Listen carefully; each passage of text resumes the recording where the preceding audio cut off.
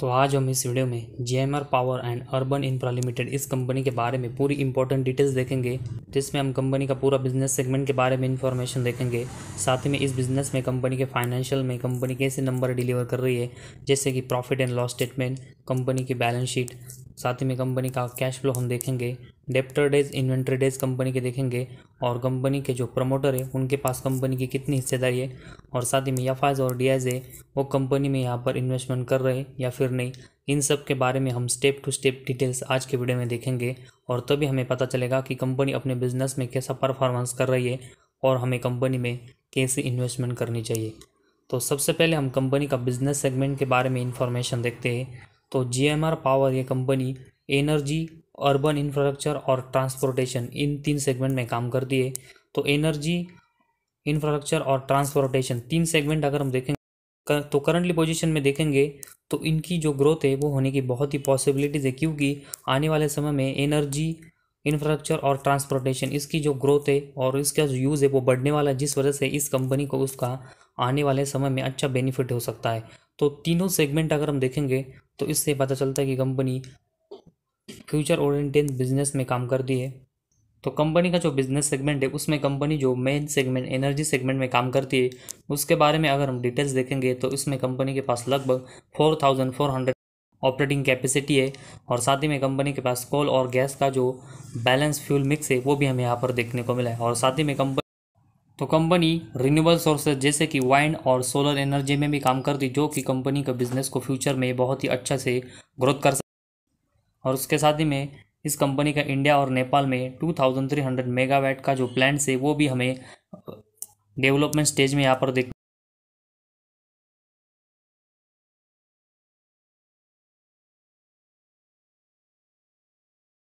4.8 gigawatt हमें देखने को मिले, जिसमें 2.8 गीगावाट है वो हमें कमीशन में यहाँ पर देखने को मिली है। साथ ही में 1 बिलियन टन्स प्लस कंपनी के पास कोल का रिजर्व है, और साथ ही में अगर हम टोटल रिसोर्स देखेंगे तो कंपनी के पास 2.9 बिलियन टन्स का हमें यहाँ पर रिजर्व देखने को मिला।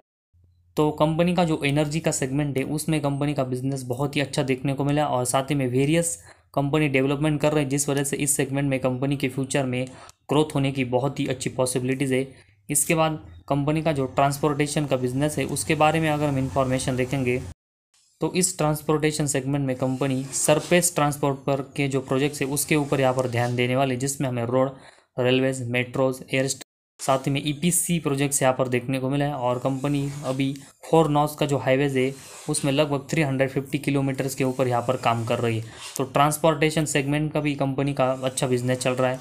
इसके बाद कंपनी का ईपीसी का अगर हम बिजनेस देखेंगे तो कंपनी मल्टीपल बिजनेस जैसे कि airport, energy, highways, railways, urban infrastructure in सब में ईपीसी में काम कर दी है। और करंटली अगर हम देखेंगे तो कंपनी 417 किलोमीटर्स का जो रेलवे ट्रैक है उसके ऊपर यहाँ पर कंस्ट्रक्शन से रिलेटेड काम कर, और इसी वजह से कंपनी का रेलवे सेगमेंट से रिलेटेड है वो भी हमें यहाँ पर बिजनेस देखने को मिला है, जो कि कंपनी के बिजनेस के लिए एक और प्लस पॉइंट है।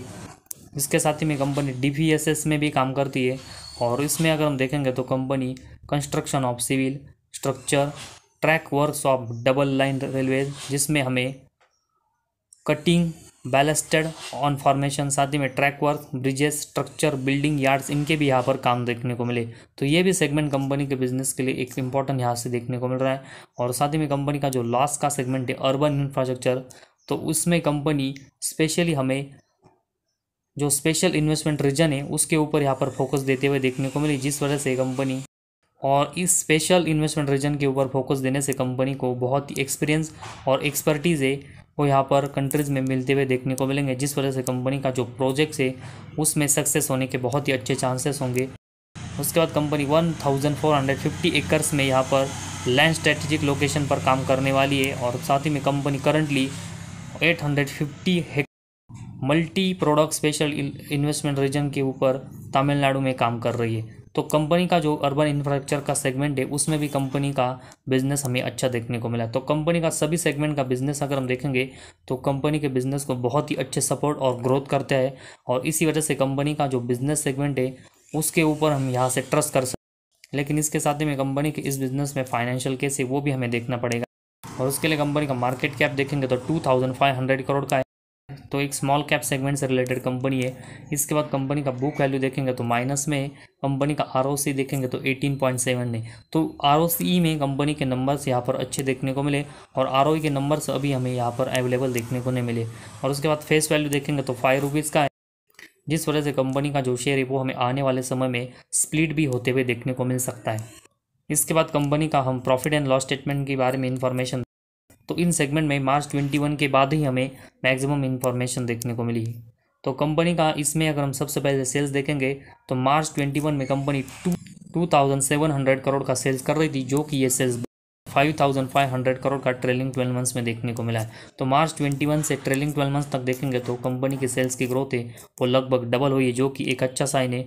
और उसके बाद कंपनी के इस सेल्स में से अगर हम एक्सपेंस को कट करके देखेंगे तो कंपनी का ऑपरेटिंग प्रॉफिट है वो हमें कंसिस्टेंट यहाँ पर प्लस में देखने को मिला है, जो कि कंपनी के बिजनेस के लिए एक अच्छा साइन है। लेकिन अगर हम ऑपरेटिंग प्रॉफिट के नंबर्स देखें तो उसमें हमें अभी ज़्यादा स्टेबिलिटी नज़र नहीं, क्योंकि मार्च 21 में ऑपरेटिंग प्रॉफिट 44 करोड़ का था, जो कि इसके अगले साल में बढ़कर 500 करोड़ का जरूर हुआ, लेकिन इसके अगले साल देखेंगे तो ड्रॉप होकर 400 करोड़ और इसके बाद ट्रेलिंग 12 मंथ्स में 200 करोड़। तो कंपनी के ऑपरेटिंग प्रॉफिट के नंबर्स बहुत ही वोलाटाइल नज़र आ रहे हैं, जिस वजह से कंपनी का शेयर कभी भी बहुत ही ऊपर नीचे हो सकता है। और ऐसा ही हमें कंपनी का ऑपरेटिंग प्रॉफिट मार्जिन के नंबर्स भी देखने को मिले, जो कि कंसिस्टेंट बहुत ही ऊपर नीचे यहाँ पर देखने को मिले। और उसके बाद कंपनी का अगर हम नेट प्रॉफिट देखेंगे तो कंपनी मार्च 21 और 22 में लॉस मेकिंग थी, जो कि इसके बाद कंपनी का अगले साल प्रॉफिट हमें 1100 करोड़ के ऊपर ज़रूर देखने को मिला। लेकिन अभी ट्रेलिंग 12 मंथ्स में कंपनी का नेट प्रॉफिट फिर से डाउन होकर 720 करोड़ का देखने को मिला है। और कंपनी का अगर हम मार्च 23 और ट्रेलिंग 12 मंथ्स में देखेंगे तो अदर इनकम है वो लगभग 2000 करोड़ के ऊपर हुआ है। और इसी अदर इनकम को ऑपरेटिंग प्रॉफिट में ऐड होने की वजह से हमें कंपनी का जो नेट प्रॉफिट है वो पॉजिटिव में देखने को मिला है, जो कि कंपनी के बिजनेस के लिए एक बहुत ही निगेटिव साइन है। क्योंकि कोई भी ऑपरेटिंग प्रॉफिट से जो नंबर यहाँ पर नेट प्रॉफिट में कन्वर्ट करती है और वो अगर प्रॉफिटेबल होता है तो ही कंपनी के बिजनेस के ऊपर हम ट्रस्ट कर सकते हैं। लेकिन कंपनी अदर इनकम की वजह से यहाँ पर नेट प्रॉफिट प्लस में जनरेट कर रही है, तो वो कंपनी के बिजनेस के लिए एक नेगेटिव साइन होता है। क्योंकि किसी भी कंपनी का अगर हम अदर इनकम देखेंगे तो ये कांस्टेंट नहीं रहता, वो कभी भी बहुत ही कम और ज़्यादा होता है और कभी भी नेगेटिव में भी जा सकता है, जैसे कि हमें इस कंपनी के बारे में देखने को मिला था। तो कंपनी का अदर इनकम की वजह से जो नेट प्रॉफिट प्लस में आए उस वजह से हम कंपनी के ऊपर अभी ज़्यादा ट्रस्ट नहीं कर सकते। और उसके साथ ही में कंपनी के अगर हम बैलेंस शीट देखेंगे तो कंपनी के जो रिजर्व है वो 2900 करोड़ के लॉस में, और उसके कंपेरेटिवली कंपनी के ऊपर अभी भी 8000 करोड़ का बोरिंग्स है, जो कि कंपनी के बैलेंस शीट को अभी बहुत ही वीक कर रहा है। तो कंपनी को अपने ऊपर का जो बोरिंग्स है वो यहाँ पर कंसिस्टेंट कम करना पड़ेगा, क्योंकि कंपनी का इस बोरिंग से उस वजह से कंपनी को बहुत ज़्यादा इंटरेस्ट यहाँ पर चुकाना पड़ता है, जिस वजह से कंपनी के नेट प्रॉफिट के नंबर के ऊपर इसका इम्पैक्ट पड़ता है। तो इस वजह से कंपनी अभी पिछले 3 सालों में जो थोड़ा थोड़ा यहाँ पर बोरिंग्स कम कर रही है वो कंपनी को कंसिस्टेंट कम करना पड़ेगा, ताकि कंपनी के नेट प्रॉफिट के नंबर्स में अच्छी ग्रोथ हो।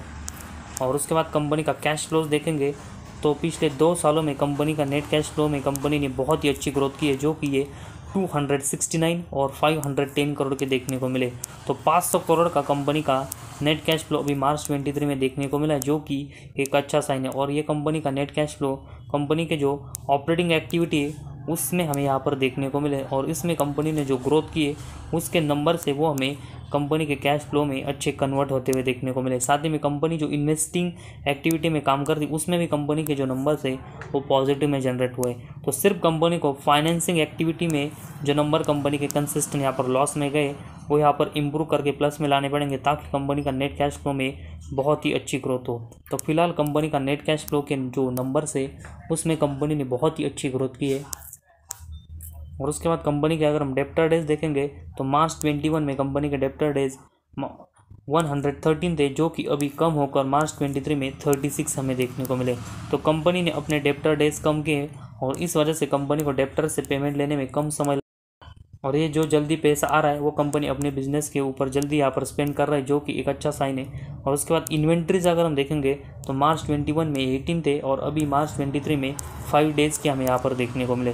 तो कंपनी को अपनी इन्वेंट्री बेचने में भी बहुत ही कम समय लग रहा है, जो कि ये भी कंपनी के बिजनेस के लिए एक बहुत ही प्लस पॉइंट है।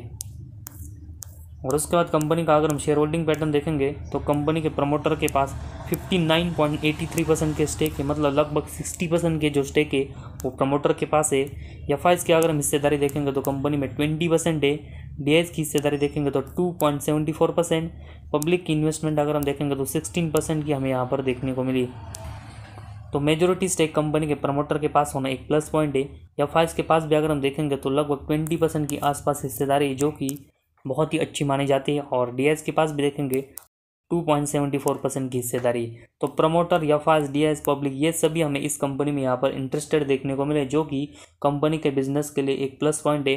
तो ओवरऑल अगर हम देखेंगे तो कंपनी एनर्जी, ट्रांसपोर्टेशन और इंफ्रास्ट्रक्चर सेगमेंट में काम करती, जो कि फ्यूचर ओरिएंटेड बिजनेस है। और इसी वजह से हमें एफ और डी है वो इस कंपनी में यहाँ पर ज़्यादा अट्रैक्टेड होते हुए देखने को मिले। लेकिन कंपनी को कुछ सेगमेंट में अभी भी इम्प्रूवमेंट की ज़रूरत है, जैसे कि कंपनी को जो ऑपरेटिंग प्रॉफिट के नंबर प्लस में आए वो यहाँ पर नेट प्रॉफिट में डायरेक्टली कन्वर्ट करने पड़ेंगे, क्योंकि कंपनी का ऑपरेटिंग प्रॉफिट अभी प्लस में, लेकिन कंपनी का जो नेट प्रॉफिट है वो सिर्फ ऑदर इनकम की वजह से हमें प्लस में देखने को मिला है। अगर कंपनी ऑदर इनकम जनरेट नहीं करती तो कंपनी का नेट प्रॉफिट अभी हमें लॉस मेकिंग यहाँ पर देखने को मिला।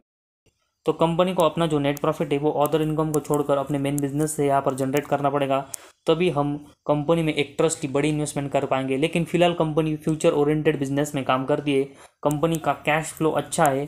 कंपनी के डेप्टर डेज, इन्वेंट्री डेज में कंपनी ने अच्छी ग्रोथ की है।